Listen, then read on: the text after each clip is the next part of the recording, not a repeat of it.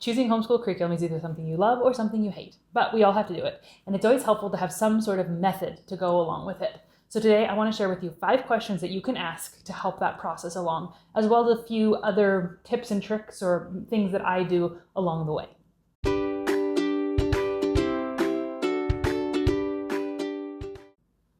Hi, welcome. Thanks for joining me. If this is your first time here, I'm a young homeschool mom to a couple of young children. We're in preschool, kindergarten age. I'm a homeschool graduate myself, so while this is my first time teaching homeschooling, and I'm thoroughly enjoying it, I do feel very experienced in the world of homeschool. I have these 5 questions that I want to share with you as you're planning your homeschool curriculum. But before I jump right in, I want to mention that this video is part of a collaboration with other homeschool mamas who are also sharing YouTubes of the way that they choose homeschool curriculum. So I'm going to put a link to the playlist for this video collaboration in the description below. So check that out to get other ideas from other moms. And today's collaboration is hosted by Magali at Homeschool at Paradise, and I'm going to link her channel in my description as well. So check her out as well. So to the big question, and I have some notes here because I didn't want to get halfway through and go, did I get that? Or sometimes it just helps me have it on paper so that as I'm talking, I can glance down and make sure that I'm saying it as I want to, because I actually do think through these videos before I make them. I try to make it concise and not just ramble, even though sometimes it might seem like that. So question number 1, and this is mostly applicable if you're already homeschooling. So those of you who are a little bit newer, haven't done anything, this one may not be as applicable to you, but I would start here because most of us have done at least some, even if it's just preschool. And that is what I'm using working? And if it's working, why am I changing it? And the reason I bring this one up first is because I know that we all fall into this trap. I fall into this trap. I see a lot of other moms asking the question of, I like what we're doing, but I saw this and it looks so good. Should I change even though what I'm doing is working? And I would say no. And now that's an across the board statement. I know there are times when we want to, but especially if it's a core subject or something important, if you have found something that is working for you, stick with it. Because you could be creating a huge headache for yourself when there was none. If it's not broken, don't fix it. And not that you can't ever, but it's so easy to get pulled into the trap of, that looks better than what I'm doing, when you may not need to. If it's working for you, things are going smooth. Don't mess it up, because you could. And now maybe it would work to switch over, but maybe not. It's an unknown. So I guess I would ask that question. Are you wanting to change merely because it's something new, or because somebody else you know is doing it, or because it looks brighter and better when what you have is totally sufficient? Now, when you're asking that question, is what I'm having working? Sometimes the answer is no. Sometimes it kind of works. I mean, it's a place filler, but we're not really thriving in it, or it's not working at all. Those are other options. And so that would be my second question is, if it's not working, what am I trying to fix, right? Because if you don't know what you're trying to fix, you won't know how to eliminate the next curriculums. If you have trouble with your spelling, what is it about the spelling curriculum that isn't working?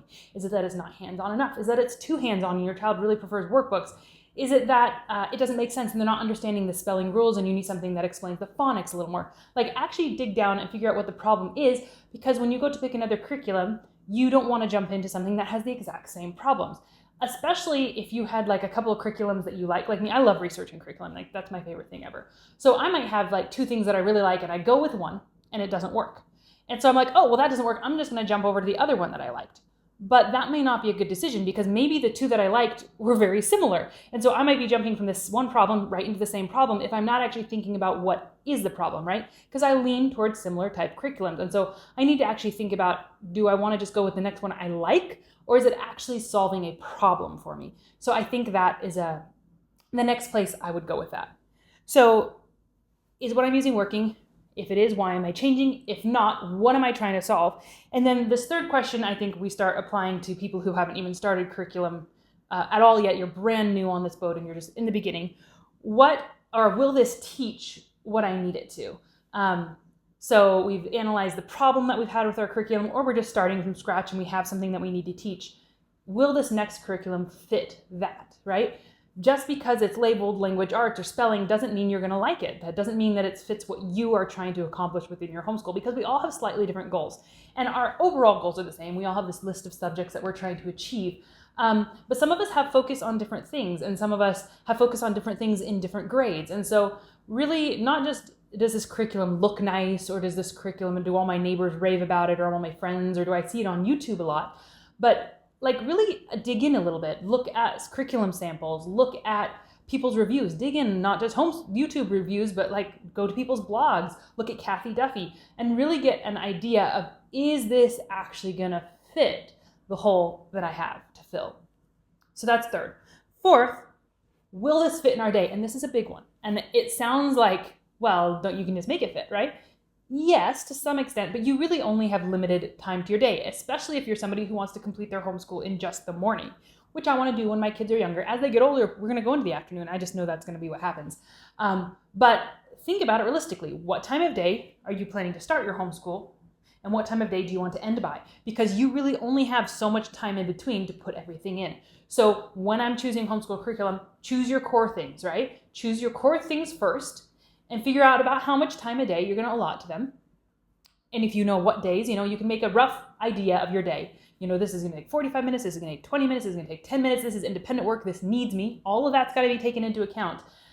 And then think about, like, realistically, if I try to make a rough schedule of my day, how does this fit in? So if you have your core subjects, math, language, arts, science, history, let's just say those are the core. Before you start doing any sort of music or art appreciation or read alouds or poetry or whatever you want to add in, I'm one of those people who want to add it all, and I want to keep grabbing, like, oh, that looks so cool, that looks so cool. But I saw somebody recommended, like, slow down and actually do a faux schedule, actually make a day, write it out, and see, can you get all this stuff in, or are you going to just be packing and overwhelming, and you're not going to be done in time, and so you're always going to feel like you failed because you're never fitting it within the time that you have. So, like, that is a legit question. What's important? Get your priorities in, figure those things out, and then fit things around the corner as they fit.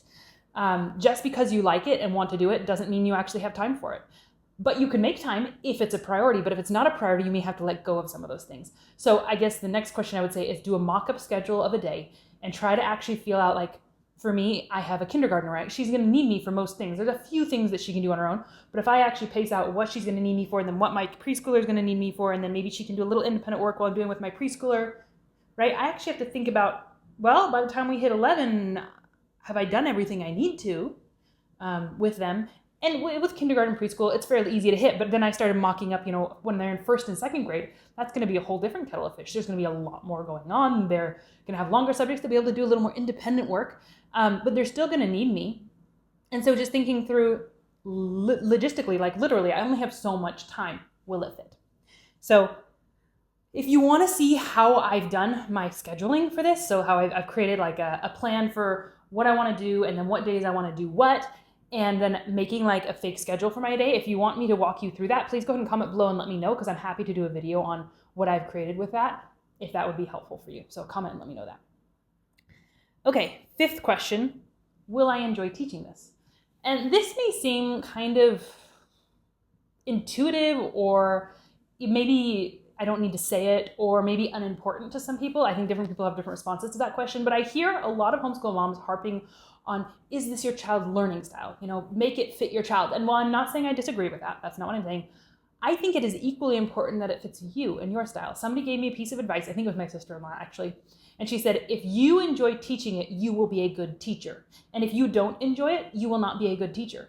Now, that doesn't mean we don't teach things we don't enjoy, right? Everybody has a subject they don't enjoy, or there's times when it's hard. I'm not saying that homeschooling is always going to be easy and fun, but I am saying if you can find a curriculum that leans to a method or a style, or it makes sense to you and you feel like you can really enjoy it with your children and that you can do it well, you will be so much of a better teacher if it suits you than if you're struggling with something that you hate and that doesn't make sense to you and that you just feel like you're not a good teacher because of it.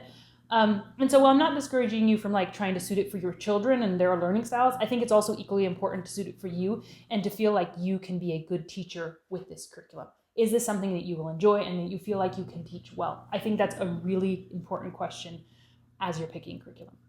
So that's 5 questions that I think are really helpful along the journey just of picking. And I know it's not all encompassing. I do plan to put out some videos in the future of my planning, my year, my curriculum, a little bit more in depth. But those are just some kind of, I think those are 5 questions I think are important to ask. As well, I want to just throw a few things out there that I do in my planning during the year. They're not questions, they're just maybe it'll help. Throughout the year, when I hear of a curriculum, I don't wait until May to research it all. If I hear of something on YouTube or a friend mentions something or I see something, what have you, I research it then. I may not do it that day, but I make a note or I take a screenshot or whatever I do, and I go and look it up and is this even a possibility? Do I like it? Is it good as it looks? I don't wait until my school year is done and I'm starting to research to just do it all at once. That would be so overwhelming. As I hear of things, I do the review work, I look them up, I delve in, and if it's a possibility, I mark it as such. And if it's not, I just let it go. I don't have to deal with it, and then when it comes up again, I know, I've already looked at that. And not that down the road it may change and I may be interested, but for the time being, for this school year, I've already looked at it.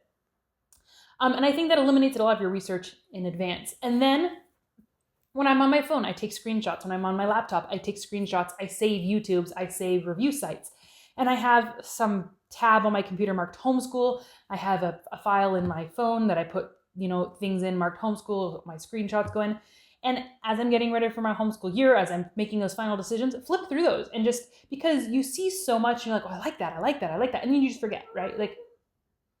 Sorry, children interrupt. And that's the beauty of being at home. But you see so much stuff and I feel like you get it and you get interested and then you forget about it because it's not present.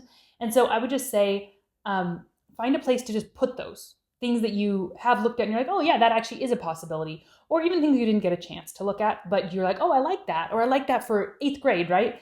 Don't just get rid of it.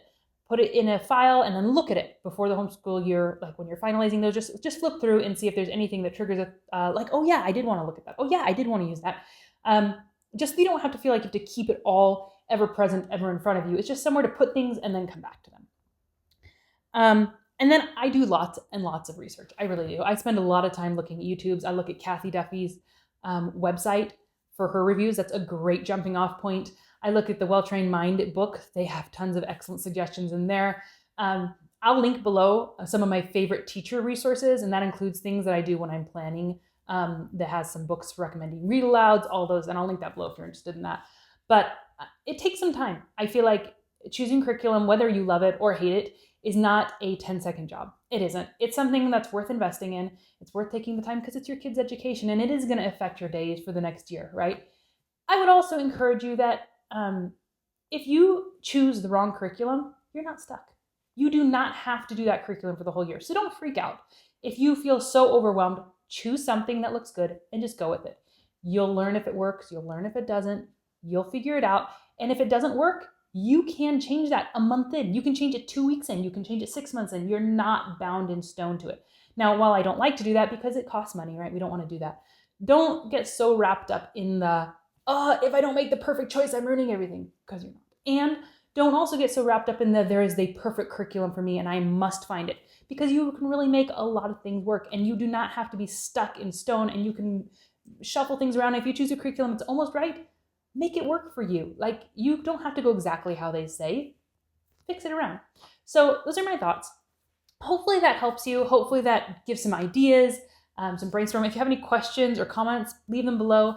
And I look forward to seeing you guys again.